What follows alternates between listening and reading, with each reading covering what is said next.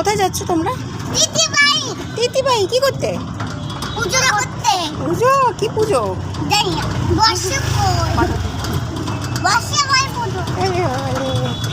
কি পুজো? কি বর্ষা বল? বর্ষা বল মানে? এটা হচ্ছে নীল পুজো, শিবজির পুজো। ছোট বাচ্চার জন্য মামারা করে, জানো? পুজোটা যেটা বললাম, এই পুজোটা কিন্তু পুনের বাড়িতে করেছিলাম। তখন তোমরা আকাশে পরি হয়ে ঘুরছিলে, তখন কিন্তু করেছিলে এই পুজোটা। তখন থেকে শুরু, বুঝলে? কি বলবে বলছিলে? বলবে? তুমি বলবে কিছু? তুমি বলবে কিছু? দেখা যাচ্ছে না, উপোস করে আছি, কথা বেরোচ্ছে না। হ্যাঁ, উপোস করে আমাদের কথা বেরোচ্ছে না। খাবো তারপর। পেট ব্যথা করছে।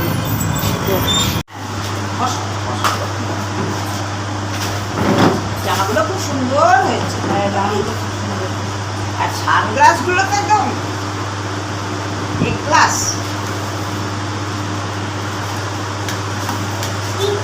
দিদি স্নানে গেছে। ওই দিদি, হ্যাঁ ফটোতে।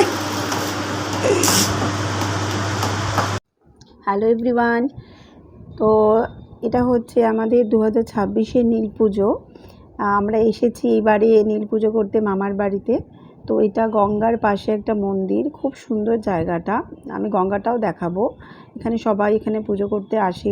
এখানে শিবজির মন্দির আছে, শিব ঠাকুরের মন্দির। এখানে এসেই পুজোটা করেছি আমরা ঠাকুরের কাছে, মানে শিবের মাথায় জল দিয়েছি। তারপর মামার বাড়ি থেকে এই যেখানে দেখছো ফুলগুলো, এখানে আকন্দ ফুল যা থাকে, বেলপাতা ফুল সব কিছু আছে, অপরাজিতা ফুল। তো এই দিয়ে আমরা আজকে শিবের পুজো করব আমার মেয়েদের নামে। এগুলো মামার বাড়িতে মামি সব কিছু রেডি করে রেখেছিল।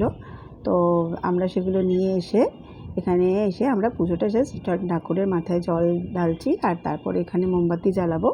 জ্বালিয়ে আমরা এখানে পুজো করব। এখানে আজকে মোটামুটি একটু ভিড় ছিল। এবার এই যে মোমবাতি জ্বালাচ্ছি, কিন্তু এখানে একটা প্রবলেম হয়েছে, মোমবাতিগুলো না আমি জ্বালিয়েছি দুই মেয়ের নামে, কিন্তু কিছুক্ষণ পরই মোমবাতিগুলো না সব পড়ে গেছে। মানে এখানে অনেক কেউ তো মোমবাতি দিচ্ছে, তার ফলে পড়ে গেছে লেগে বা যে কোনো কারণেই হোক। তখন মনে হলো মোমবাতিটা আমি ঘরে দিলেই ভালো হতো। আমি নেক্সট টাইম থেকে আমি হয়তো মোমবাতিগুলো ঘরেই দেবো। এই মোমবাতিগুলো জ্বললে ছোটোবেলার কথা মনে পড়ে আর কি। মা আমার নামে, দিদির নামে, ভাইয়ের নামে করতো। আমরা দেখতাম কতক্ষণ মোমবাতি জ্বলে। তো এই নিয়ে আমরা দিদি আমি খুব মজা করতাম। তো যাই হোক, এবার এখানে দেখো গঙ্গাতে জোয়ার এসেছে। এবার এখানে খুব সুন্দর গঙ্গার পাড়ে ঘাট, যেমন সুন্দর, মানে প্রাকৃতিক দৃশ্য, মানে দারুণ। আর জাস্ট এই গঙ্গার 4-5টা বাড়ির পাশেই আর কি মামার বাড়ি। তো এই জন্য এখানে মাঝে মাঝেই আমরা চলে আসি। তো হয়ে যাবার পর এবার আমরা ঘরে এসেছি মামার বাড়িতে। এই যে বম্মা সবাই মিলে মানে ফল কাটা হয়েছে, তারপর সাবু মাখা হয়েছে, তারপর বেলপানা তৈরি করা হয়েছে। তো এই যে আমার মেয়েকে দেখো, একটা বিশাল বড় তরমুজ তুলছে, পায়ে পড়লে হয়ে গেল।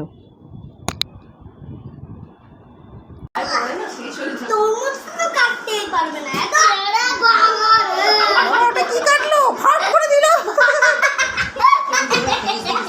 এই সরে বাবারে, বটি না ভেঙে যায়।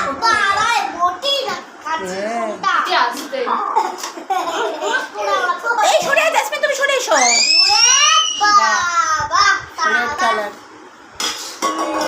Red inside, green outside.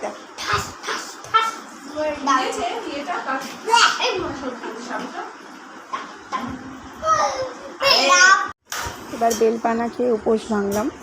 বেলপানাটা খুব ভালো ছিল। তো বেলপানাটা আমরা সবাই মিলে খেলাম, খাওয়ার পর আমাদের উপোস ভাঙলাম। তারপরে তো আছেই ফল, তারপর মিষ্টি, সাবু, এগুলো তো আছেই। তো আমরা সবাই মিলে আর কি বসে বসে এই বেলপানা খাওয়া হচ্ছে। আমরা 4 জনেই খেয়েছি, রোজ জাসমিন বেলপানা খাইনি। তো এবার সাবু মাখা হয়ে গেছে, সবাই মিলে সাবু মাখা খাচ্ছে। আমাকে এতগুলো সাবু মাখা দিয়েছে, দেখো কত সাবু মাখা খাচ্ছে। তো ভালো থেকো সবাই।